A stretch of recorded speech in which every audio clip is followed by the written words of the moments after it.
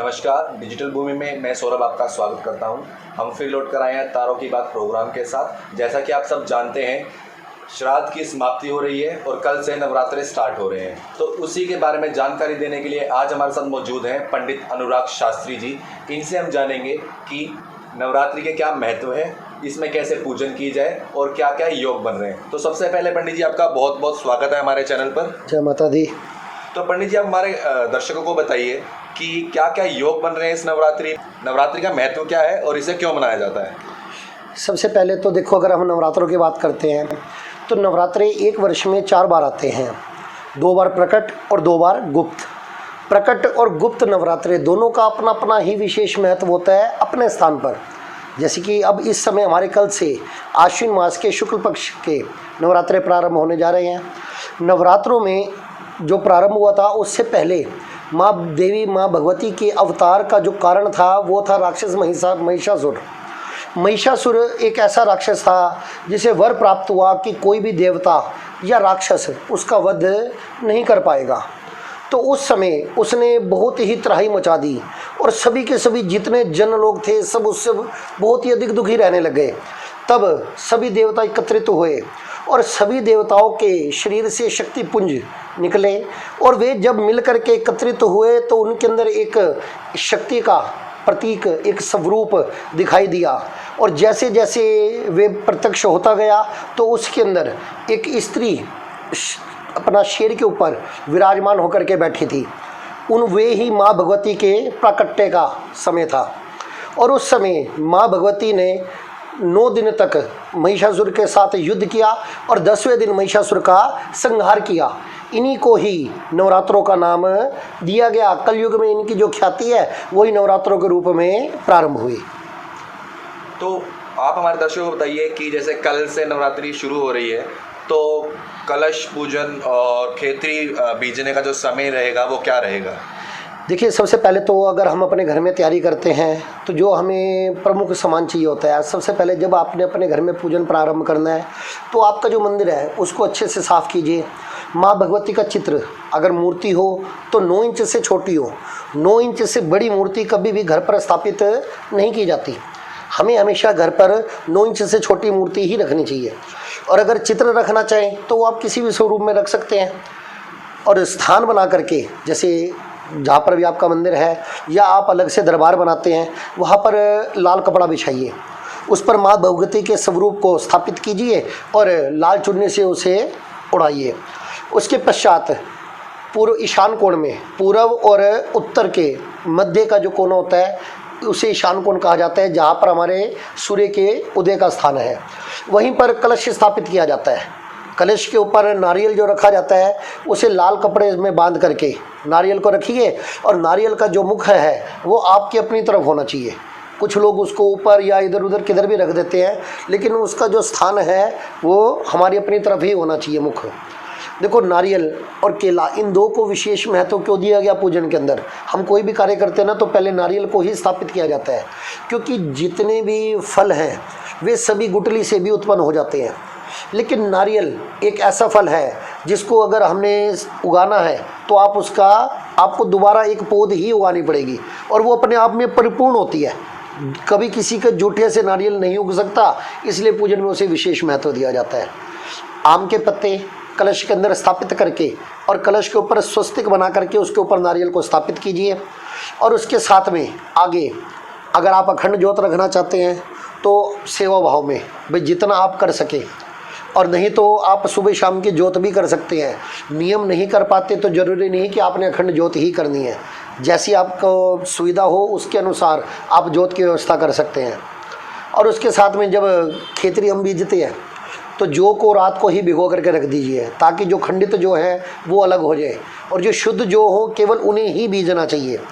खेती को आप मिट्टी में भी और रेती में भी, जिसमें भी आपको वहाँ पर समान उपस्थित हो सके उसी के अंदर आप खेती को बीज सकते हैं। उसके पश्चात जब जोत जला करके हम रखते हैं तब एक कटोरी के अंदर पंचमेवा और जोत के अंदर 5 फल। ध्यान रहे, फल हम जो भी रखते हैं वो छिलके वाले होने चाहिए। बगैर छिलके वाले फल कभी भी पूजन के योग्य नहीं होते। उसके पश्चात इन्हें स्थापित करके फिर पूजन में सबसे पहले हमें ध्यान करना चाहिए। आप अपने गुरु का ध्यान कीजिए, फिर गणेश महाराज जी का ध्यान कीजिए और उसके पश्चात फिर माँ भगवती का ध्यान कीजिए। जो भी सहज मंत्र आपको याद हो, जरूरी नहीं आपने कठिन मंत्र उठाने हैं, क्योंकि मंत्र के अंदर कोई भी किसी भी तरह की अशुद्धि नहीं होनी चाहिए। एक विसर्ग और एक बिंदी मात्र से भी बहुत फर्क, अर्थ का अनर्थ हो जाता है। इसलिए जो आप सहजता से पढ़ सके केवल उन्हीं का ही ध्यान कीजिए।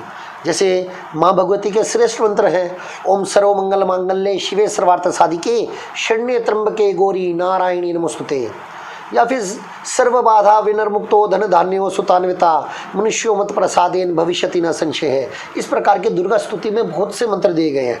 आपके जो घर के ब्राह्मण हैं उनसे संपर्क करके या फिर हमारे चैनल के माध्यम से संपर्क करके जो भी उपयुक्त आपको मंत्र या स्तुति लगे आप उसका पाठ करके ध्यान करके और फिर आपने संकल्प जरूर करना है।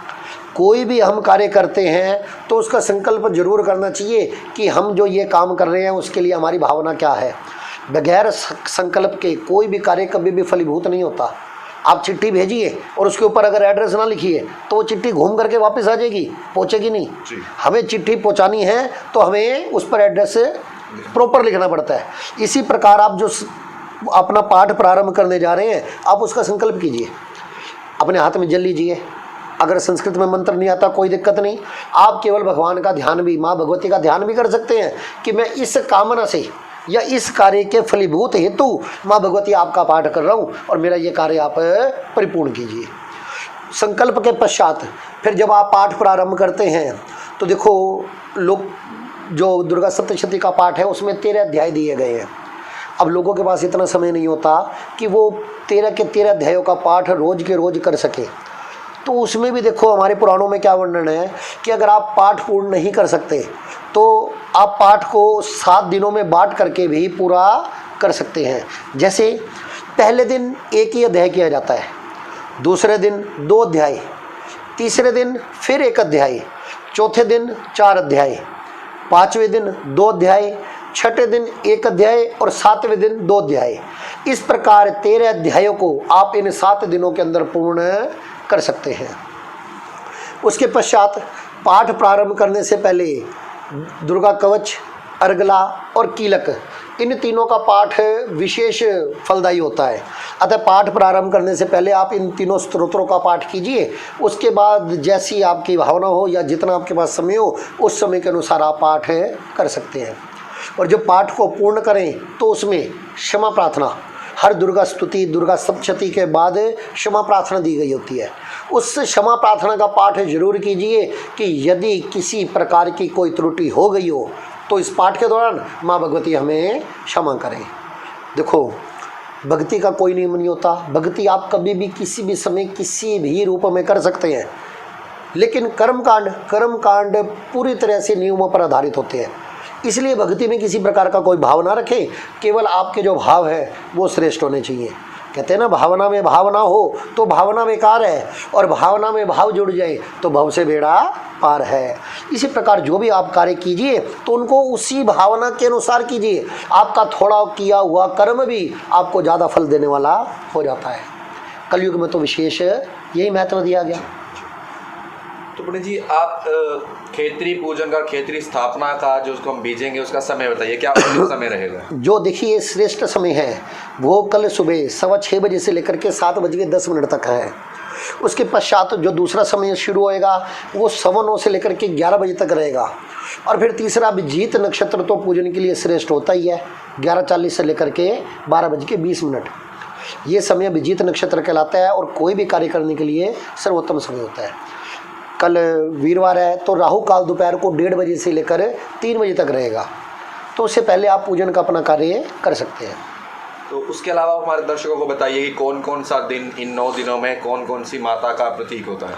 जैसे माँ भगवती के 9 स्वरूप हुए, जिसमें माँ भगवती का प्रथम रूप है शैलपुत्री, दूसरा ब्रह्मचारी, तीसरा चंद्रघंटा, चौथा कुष्मांडा, 5वां स्कंद माता, 6ठा कात्यायनी, 7वां कालरात्रि, 8वां महागौरी और 9वां सिद्धिदात्री। तो ये 9 स्वरूप माँ भगवती के कहे जाते हैं। आज हमारे थोड़ा समाज के अंदर ना एक थोड़ी त्रुटि सी आ गई है कि हमने 7 दिन में ही नवरात्रे पूर्ण करके 8वें दिन हम नवरात्रों को पूर्ण कर देते हैं।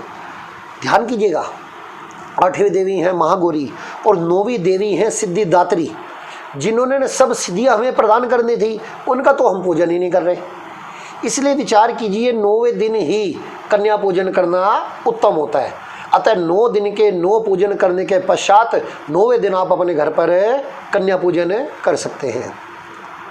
उसके अलावा नवरात्रि में जैसे कहते हैं कि हर रोज कन्या पूजन किया जाता है, तो वो किस प्रकार किया जाता है? उसमें क्या होता है कि कन्या पूजन के लिए देखो, सबसे पहले तो कन्या 9 वर्ष तक की जो कन्या होती है वो कन्या कहलाती है। 9 वर्ष के पश्चात 16 वर्ष तक वह गौरी और उसके पश्चात वो स्त्री रूप में आ जाती है। तो कन्याएं जो हैं वो केवल 9 वर्ष तक की ही होती हैं और पूजन के योग्य भी वे ही होती हैं। और कन्याएं देखो हमारे यहाँ पर तो थोड़ा कम, लेकिन साउथ में और उत्तर भारत में भी विशेष महत्व है कि नवरात्रों में रोज़ के रोज़ कन्या पूजन किया जाता है।